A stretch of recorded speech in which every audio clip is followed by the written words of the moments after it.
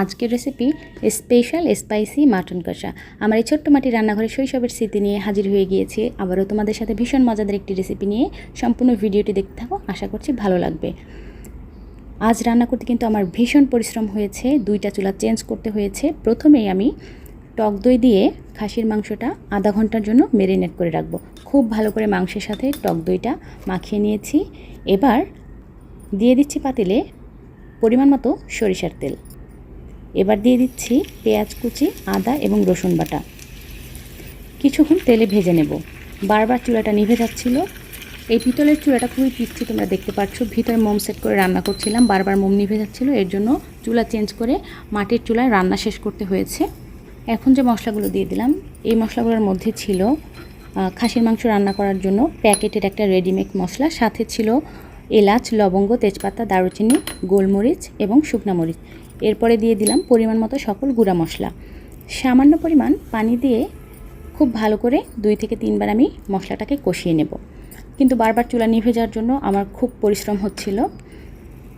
এবার আমি চুলা চেঞ্জ করে মাটির চুলায় পাতিলটা বসে বাকি রান্নাটা সম্পূর্ণ করব। এবং এই পিচ্চি চুলায় যতটুকু সময় রান্না করেছি, কী যে করুণ দশা হয়েছে, সেই ভিডিওটা তোমাদের একদম সবার শেষে দেখাবো। এবার ম্যারিনেট করে রাখা মাংসটা দিয়ে দিচ্ছি। খুব ভালো করে মশলার সাথে মাংসটাকে আমি 2 থেকে 3 বার পানি দিয়ে খুব ভালো করে কষিয়ে নেব। যত ভালো করে মাংসটা কষাবো, খেতে কিন্তু ততই স্বাদ হবে। এবং খাসির মাংসের আলাদা একটা ঘ্রাণ থাকে, তোমরা জানো। এই ঘ্রাণটা রিমুভ করার জন্যই মূলত ভালো করে কষাতে হবে। এবং ওই যে টক দই দিয়ে যে প্রথমে ম্যারিনেট করে রেখেছিলাম, টক দই দিয়ে ম্যারিনেট করে রাখলেই যতই খাসির মাংসের একটা ঘ্রাণ আসুক বা গন্ধ আসুক না কেন, ওইটা কিন্তু রিমুভ হয়ে যায়।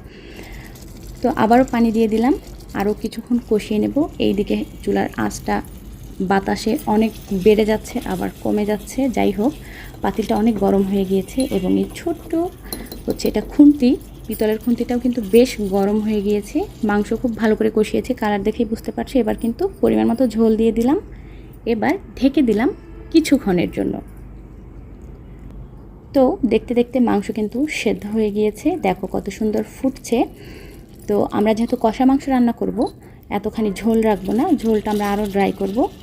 এই যে দেখো কালারটা কত সুন্দর এসেছে। আমি ঝোল টেস্ট করে দেখেছি, ভীষণ মজা হয়েছে।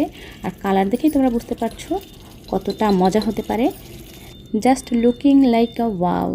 ফাইনালি রান্না শেষ হয়ে গিয়েছে। পিচ্চি এই মাটির বাটিতে এবার আমি তোমাদের জন্য মাংসটা পরিবেশন করব।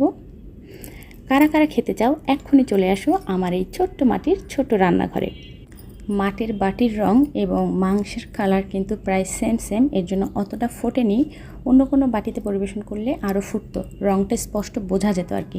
যাই হোক, ছোট্ট পিরিসে 2 পিস মাংস আমি তোমাদেরকে বেড়ে দেখালাম। দেখো কতটা লোভনীয়। চলো এবার দেখা যাক এই কুখ্যাত চুলার হিস্ট্রি। এই পিচ্চি চুলায় এইভাবে মোম সেট করে দেখো, মোমটা আমি বারবার ঠিক এইভাবে জ্বালাচ্ছিলাম এবং কাঠ শক করলাম চুলার মুখে। বাস দেখো, যেই পাতিলটা বসালাম, পাতিল বসানোর ফলে চুলার ভিতরে স্পেস কম থাকার জন্য অক্সিজেন কমে যাচ্ছিল এবং বারবার আগুনটা নিভে যাচ্ছিল।